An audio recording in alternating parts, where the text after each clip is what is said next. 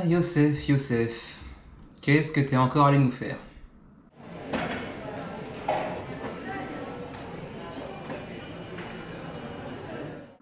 En 2005, 4 ans après la sortie de Ico, sortait sur PlayStation 2 une autre pépite qui allait rapidement devenir un classique, que dis-je même, un incontournable de l'époque sur la console de Sony, à savoir Shadow of the Colossus.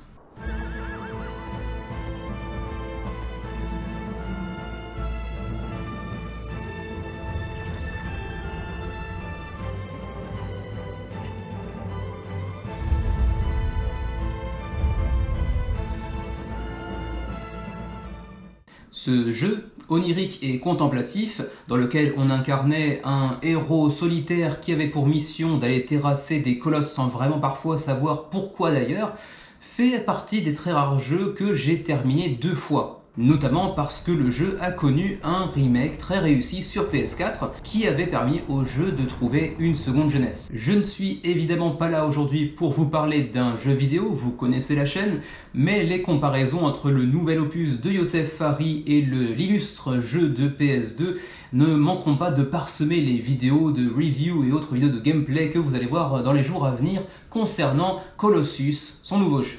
Et donc autant s'en départir d'entrée de jeu.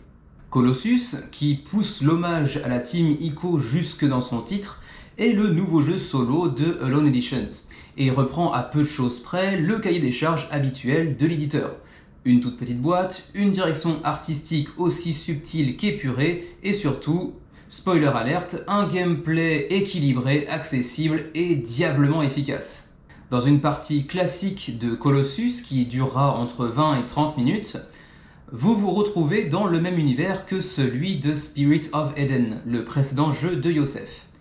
Les Gooms ayant échoué à conquérir et à détruire ce territoire sacré qu'est l'Éden, et ce grâce aux efforts conjoints de Noah et de ses alliés, le roi maléfique Asmoth décide de remettre le couvert en employant les services de son mage attitré afin que celui-ci réveille le colosse Og.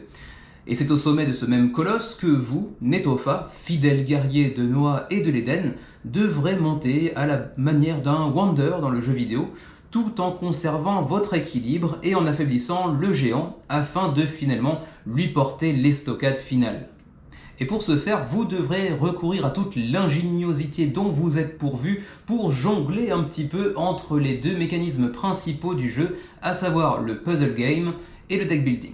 Le puzzle game d'abord, car chaque carte d'ascension du colosse exigera que vous répondiez à certains prérequis en fonction de l'objectif que vous vous fixez et du nombre de médaillons que vous réussirez à obtenir. À partir d'une carte de départ, vous devrez utiliser une main de 3 cartes et les placer de manière à laisser un certain nombre de médaillons visibles correspondant aux prérequis. Le médaillon rouge symbolise l'attaque, votre capacité à affaiblir le colosse pour mieux le terrasser en fin de partie. Le médaillon vert, lui, représente l'agrippement, votre capacité à conserver votre équilibre lors de votre escalade du géant. Le médaillon bleu vous permettra de passer à la carte d'ascension suivante, car vous serez parvenu à atteindre une partie supérieure du corps de Og. Le médaillon violet, quant à lui, est un bonus particulièrement important, car c'est la seule méthode à votre disposition dans le jeu pour accéder à la seule mécanique de deck building de Colossus. En effet, lorsque vous réussirez à obtenir un nombre de médaillons violets égal ou supérieur à celui affiché sur la carte du colosse, eh bien vous pourrez ajouter une nouvelle carte d'action avancée au sommet de votre deck d'action. Ces cartes permettant généralement de bénéficier de certains avantages assez conséquents, il vous sera difficile de faire l'impasse dessus si vous voulez véritablement aller vaincre le boss une fois que vous atteindrez le sommet de son crâne. Et si l'on parle de deck building, il faut aussi noter la présence d'un des mécanismes centraux de ce genre de jeu, à savoir l'épuration de votre deck d'action.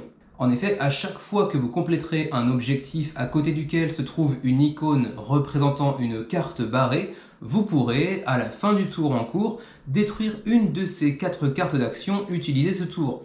Or, beaucoup de cartes présentent des malus d'action que vous aurez à cœur de détruire afin d'améliorer vos chances de vaincre Og, surtout le dernier tour arrivé. Mais après avoir atteint le sommet du colosse, encore vous faudra-t-il réussir à lui porter le coup de grâce, ce qui ne sera pas forcément une mince affaire. Une fois la dernière carte de Colosse franchie, vous arriverez donc à la carte de coup final. Celle-ci indique le nombre de cartes que vous pourrez utiliser, le nombre de points d'attaque que vous devrez atteindre pour espérer réussir, mais également le nombre de points d'agrippement nécessaires afin d'éviter de chuter dans le vide et de mourir, alors que vous étiez si proche du but. Voilà pour le gameplay. Alors maintenant, est-ce que j'ai aimé le jeu ? Alors si vous étiez là au moment de l'introduction de cette vidéo, eh bien vous devriez déjà savoir que oui, bien évidemment, j'ai beaucoup aimé Colossus. Il me faudra sans doute encore une demi-douzaine de parties pour en avoir le cœur net, le jeu bénéficiant encore à l'heure actuelle de son aura de nouveauté qui ne durera pas forcément éternellement, bien évidemment, mais en l'état actuel des choses, il n'est pas impossible que ce soit à l'heure actuelle donc mon jeu préféré de la gamme de Alone Editions, même si pour l'instant il me reste encore à essayer The Road.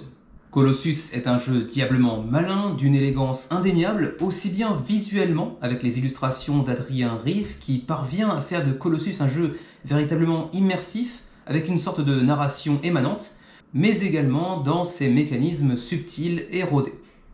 Le jeu présente au-delà de ça des règles ultra accessibles, est très facile à prendre en main et peut se jouer sur un coin de table en l'espace de 20 à 30 minutes. Ça fait pas mal de côtés très positifs pour moi qui suis un petit joueur solo en général.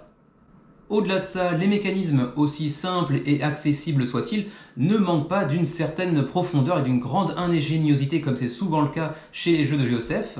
Et si vous saurez certainement jouer en moins de 2 minutes d'explication, il n'est pas pour autant garanti que vous ne puissiez l'emporter face au Colosse Hog.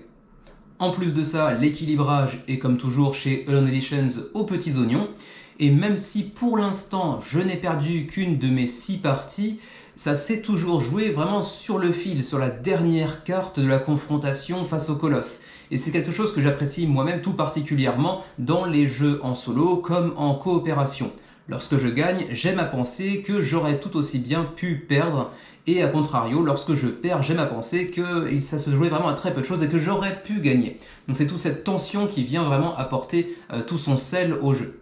Autre bonne nouvelle, Yosef Fares nous a teasé la possibilité d'un mode de jeu mêlant Spirit of Eden et Colossus, ce qui nous permettra donc de jouer aux deux jeux en simultané, avec certainement quelques petits ajustements à opérer bien entendu. En tout cas, c'est quand même assez excitant.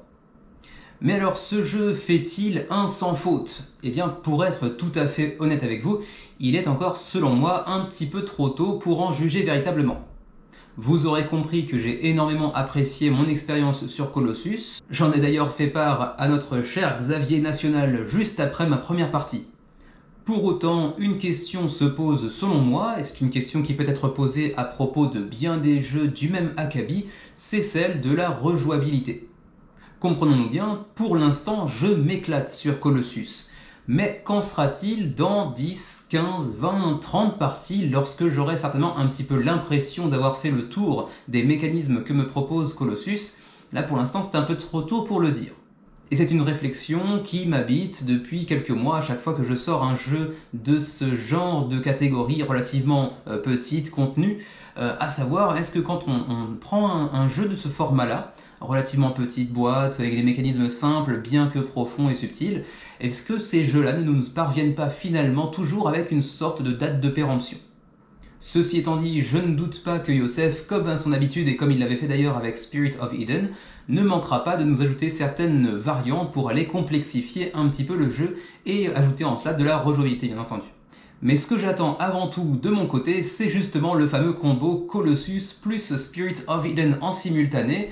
Là j'avoue que je suis très curieux de voir ce que ça peut donner. Et ma foi, c'est à peu près tout ce que je peux vous dire de Colossus, la nouvelle pépite de Yosef Fares. Pour ceux qui voudraient en savoir un peu plus ou en voir un petit peu plus, je vous encourage à aller voir la prochaine vidéo que nous posterons sur la chaîne et qui proposera une vidéo de gameplay totale du jeu pour en voir un petit peu plus sur les mécanismes en détail, puisqu'ici j'exposais les règles de manière très succincte. Bien sûr, dans la vidéo en question, ce sera un petit peu plus profond, un peu plus large, ou tout du moins un peu plus complet. N'hésitez pas entre-temps à aller jeter un coup d'œil sur la campagne de Colossus, le lien se trouve en description de la vidéo. D'ici là, portez-vous bien, jouez bien, et à la prochaine!